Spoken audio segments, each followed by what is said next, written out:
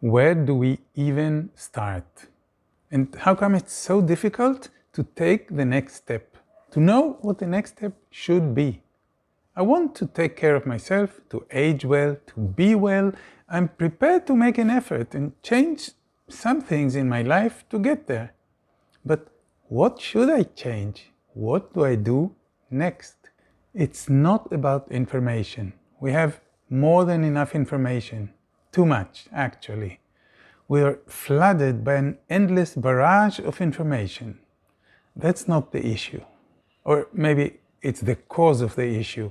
There's so much noise that it's almost impossible to pick out what would actually apply to my life at this moment.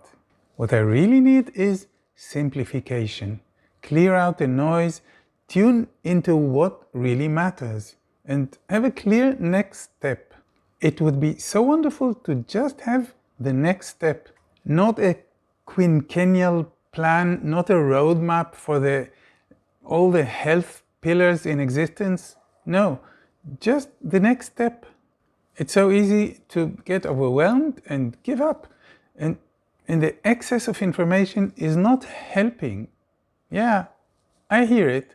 150 weekly minutes of strength training, a daily brisk walk of at least 45 minutes, healthy natural diet, intermittent fasting, infinite supplements because there's so much our body needs and doesn't get, 8 hours of sleep in a cool, dark, quiet bedroom, reduce stress in my life. It's all very clear, the information is there. It has all been studied and confirmed, it's all supported by hard science. And on top of it, if you bother to read or listen in more detail, you'll get the different opinions, and they differ quite a bit. So what's more important, cardio or strength training? Should I skip breakfast or dinner? Or maybe fasting is the wrong thing for me? And what is the right diet? Is there a right diet at all? There are strong opinions, quite vocal ones, and they often contradict each other. And if you're a woman, it's much worse. Everything changes throughout your cycle, and then everything changes in perimenopause and in menopause. I don't envy you for that. All of this is being studied and researched continuously, and more information is pouring in every day. Things that were true yesterday are false today, and new urgent truths keep coming up. So, no, information is not what we need. The right information, the essential information, we know it by now. Exercise, eat well and not too much, reduce alcohol consumption, don't smoke, sleep well and long enough, reduce chronic stress to a minimum. All of that is pretty much all the information I want right now. I don't think anyone would dispute these fundamentals. But what do I do with this information? Even these few basics are too much. I'll have to start a new life to manage all this. This is not an action plan. It's an impossible dream. How do I even start to get anywhere close to any of those items? It's overwhelming, and when we're overwhelmed, we don't act, we give up, we quit, and nothing changes. So here's what I try to do. Simplify. Reduce the noise, the excess of information, declutter my mind from all these amazing experts I listen to. Yeah, they are amazing. I listen and read the best, the cleverest, the most well-informed.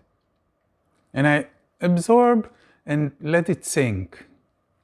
And then I try to regain clarity, which means clear up the desk, put everything away in the right folders, and calm my mind. Stay in silence. Breathe. Stop consuming information, just sit. This is where clarity appears. This is how I managed to simplify. And the next step emerges. Just one thing, the next thing, the one thing that will move the needle. It is inspired by all the information I absorb, but it requires taking some distance from it. And I come up once and again with the same thing. Calm my mind, bring my attention inwards, and move. Focus on myself in movement. I do it myself, I keep coming back to it, and I offer it to my students. A simple, short, daily next step. Not the whole toolkit, not a plethora of choices, just one thing. Do this with me for 3 minutes. And this is why it works. Of course, it doesn't take care of all the pillars of health. We do movement. We don't plan our next meal or solve our stressful family issues or darken our bedroom. What this particular step does is prepare the ground for all the rest. You pause, you quiet down the noise, you breathe, you focus, and your mind calms down. You pay close attention to small details. You listen to your body, to your sensations, to yourself. You listen closely and you get better at hearing the small voices. You get better at it. You start perceiving clearly what feels good and what doesn't. What is good for you and what isn't. What you're passionate about and would like to do. You take care of yourself and gain clarity on how to take care of yourself in general. The direct impact is that you calm down, reduce stress, and move with awareness.